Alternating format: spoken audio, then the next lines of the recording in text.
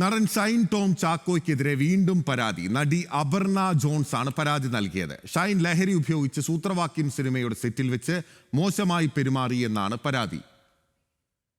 നടി Aparna John's news മലയാളത്തിനൊപ്പം ഈ ഘട്ടത്തിൽ ചേരുകയാണ്. അപർണ, എന്നെ കേൾക്കാമെങ്കിൽ അന്ന് എന്താണ് സംഭവിച്ചത്? ഒരു തവണ മാത്രമാണോ ഇക്കാര്യം സംഭവിച്ചത്? ഒന്ന് വിശദീകരിക്കാം. ഇത് എനിക്ക് ഒരു തവണ മാത്രമല്ല. സെറ്റില് ആക്ച്വലി നമ്മൾ ഉണ്ടായിരുന്ന സമയത്ത് അവിടെ ഉള്ള ഷൈനിന്റെ മൊത്തത്തിലുള്ള പെരുമാറ്റത്തിനെ കുറിച്ചാണ് പറഞ്ഞത്. അവിടെ ഷൈനിന്റെ പെരുമാറ്റം ആകെ മൊത്തം വളരെ അബ്നോർമൽ ആയിട്ടും ഇങ്ങനെ അങ്ങേയറ്റം അശ്ലീല ചുവയുള്ള സംസാരങ്ങൾ ഒക്കെ ആയിരുന്നു. അതാണ് ഈ മോശം അനുഭവമായിട്ട് പറഞ്ഞുകൊണ്ടിരിക്കുന്നത്. ഒരു പ്രാവശ്യം മാത്രം റിപ്പീറ്റ് ചെയ്ത് ഒറ്റപ്പെട്ട സംഭവമല്ല, കണ്ടിന്യൂസ്ലി അദ്ദേഹത്തിന്റെ ബിഹേവിയർ അങ്ങനെയായിരുന്നു. അന്ന് എന്താണ് സംഭവിച്ചത്? ഈ വിധത്തിൽ ലഹരി ഉപയോഗിച്ച് അപമര്യാദയായി പെരുമാറി എന്ന് പറയുന്നത് ഡിസ്ക്ലോസ് ചെയ്യാൻ പറ്റുന്ന എന്തൊക്കെ കാര്യങ്ങളുണ്ട്? ലഹരി ഉപയോഗിച്ചു എന്ന് എനിക്ക് പറയാൻ പറ്റില്ല. അദ്ദേഹം ലഹരി ഉപയോഗിക്കുന്നത് ഞാൻ കണ്ടിട്ടില്ല.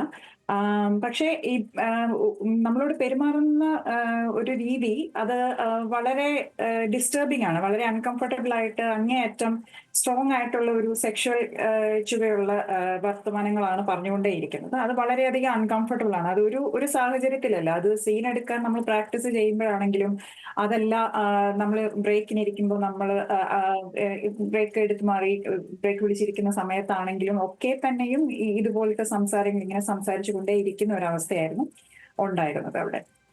ഈ ലൈംഗിക ചുവയോട് സംസാരിക്കുകയാണോ അദ്ദേഹം ചെയ്യുന്നത്? അതാണോ കൂടുതൽ അലോസരപ്പെടുത്തുന്നത്? അതെ. ഇതിപ്പോൾ ഈ കാര്യങ്ങൾ അവിടെ ഇന്റേണൽ കംപ്ലൈന്റ്സ് കമ്മിറ്റി ഉണ്ടല്ലോ, അവർക്ക് മുമ്പാകെ പറഞ്ഞിരുന്നു? ഈ ഇന്റേണൽ കംപ്ലൈന്റ്സ് കമ്മിറ്റി എന്നൊക്കെയുള്ള കാര്യങ്ങൾ എനിക്ക് അതിനെക്കുറിച്ചുള്ള ധാരണ എനിക്ക് ഉണ്ടായിരുന്നില്ല. പക്ഷേ എനിക്ക് വളരെയധികം അടുപ്പം തോന്നിയ, സൗഹൃദം തോന്നിയ ഒരു മറ്റൊരു സ്ത്രീ ആർട്ടിസ്റ്റ്, അഡ്വക്കേറ്റ് സൗജന്യ വർമ്മ, അവരോട് ഞാൻ പ്രൈവറ്റ് ആയിട്ട്, ഫോർമലായിട്ടുള്ള കംപ്ലൈന്റ് ഒന്നുമല്ല, ഞാൻ പറഞ്ഞിരുന്നു. പറയാൻ കാരണം കുറച്ച് പ്രൊഡക്ഷൻ ടീമുമായിട്ട് കുറച്ച് ക്ലോസ് ആയിട്ടുള്ള ഒരാളും കൂടെ ആയിരുന്നതുകൊണ്ട് ഞാൻ അവരോട് സംസാരിച്ചിരുന്നു. അവര് എനിക്ക് അവിടെ വെച്ച് തന്നെ ഒരു സൊല്യൂഷൻ, അതിനൊരു പരിഹാരം കണ്ടു തരികയും ചെയ്തായിരുന്നു.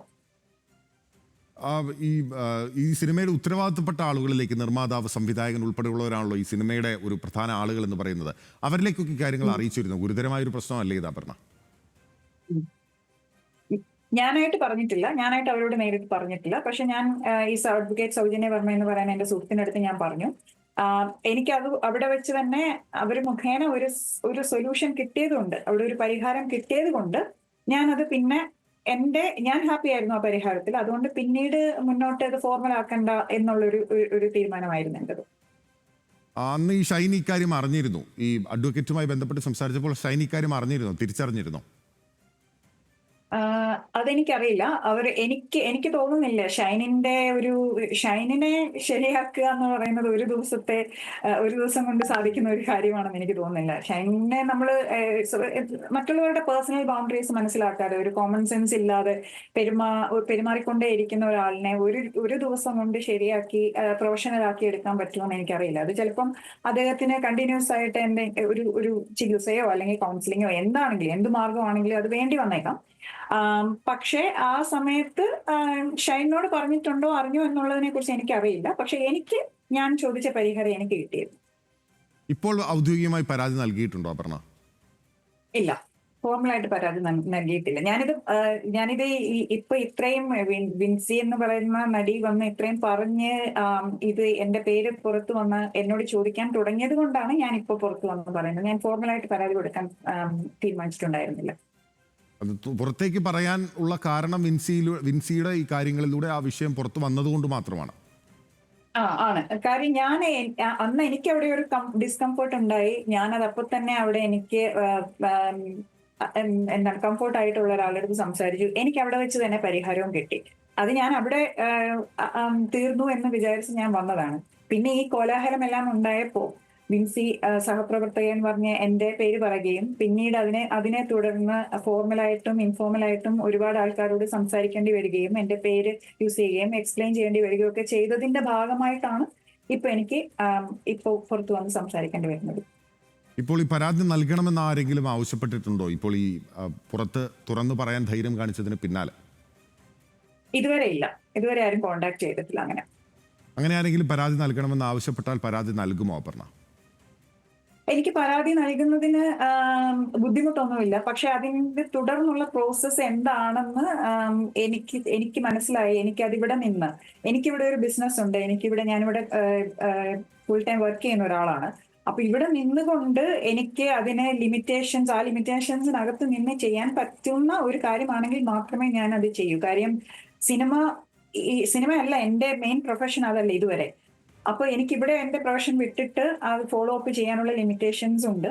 അപ്പൊ അതിന് പുറമെ എനിക്ക് നിന്ന് ചെയ്യാൻ പറ്റുമെങ്കിൽ മാത്രമേ ഞാനത് സ്വീകരിക്കുകയുള്ളൂ. നമ്മൾ കൺവീനിയൻസ് നോക്കണമല്ലോ, സാമൂഹ്യ പ്രതിബദ്ധത മാത്രം നോക്കിയാൽ പറ്റത്തില്ലല്ലോ. ഉറപ്പായും അത് നിങ്ങളുടെ പ്രയോറിറ്റിയാണ് എന്നുള്ളതാണ്. ഈ ഷൈൻ മോശമായ രീതിയിൽ സംസാരിച്ചു, ലൈംഗിക ചുവയോട് സംസാരിച്ചു എന്ന് പറയുമ്പോൾ അത് പൊതുവിൽ അങ്ങനെ ആവർത്തിക്കുന്ന ഒരു വ്യക്തിയാണോ? എന്താണ് തോന്നിയിട്ടുള്ളത്? വീണ്ടും നിങ്ങളും മാത്രമല്ല, വിൻസി മാത്രമല്ലല്ലോ ആ സിനിമയിലുള്ളത്, മറ്റ് വനിതാ നടിമാർ അല്ലെങ്കിൽ വനിതകളായിട്ടുള്ള ആളുകൾ ഉണ്ടാവുമല്ലോ. അങ്ങനെ ആളുകളുടെ ഭാഗത്തു നിന്ന് സംസാരമുണ്ടോ? എന്താണ് അനുഭവപ്പെട്ടത്? എന്നോട് നേരിട്ട് ആരും പറഞ്ഞിട്ടില്ല. എനിക്കുണ്ടായ അനുഭവം, വിൻസിയും കൂടെ നിന്ന് അതേ സീനിൽ ഷൂട്ട് ചെയ്ത് ചെയ്യാൻ നേരത്ത് അവിടെ നിന്ന് അനുഭവിച്ച ഒരാളാണ് വിൻസിയും. ഞാൻ എന്റെ ബുദ്ധിമുട്ട് കണ്ട് മനസ്സിലാക്കി അന്ന് എന്നെ സാന്ത്വനിപ്പിച്ച ആളുമാണ് വിൻസി.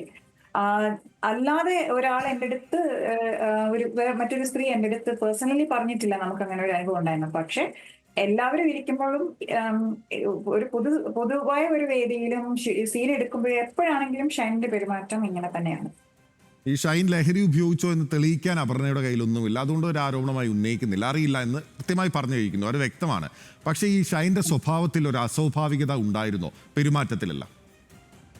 എല്ലാം അസ്വാഭാവികമാണ്, മുഴുവൻ അസ്വാഭാവികം മാത്രമേ ഉള്ളൂ.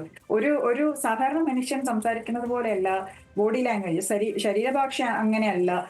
ഒരു പ്രത്യേക എനർജിയാണ്, ഹൈ എനർജിയാണ്. നമുക്കൊന്നും മാച്ച് ചെയ്യാൻ പറ്റാത്ത പോലെ ഒരു എനർജിയാണ് അദ്ദേഹത്തിനുള്ളത്. അത് ചിലപ്പോൾ അങ്ങനെ ആയിരിക്കാം, അദ്ദേഹം ഞാൻ കണ്ടിട്ടില്ല.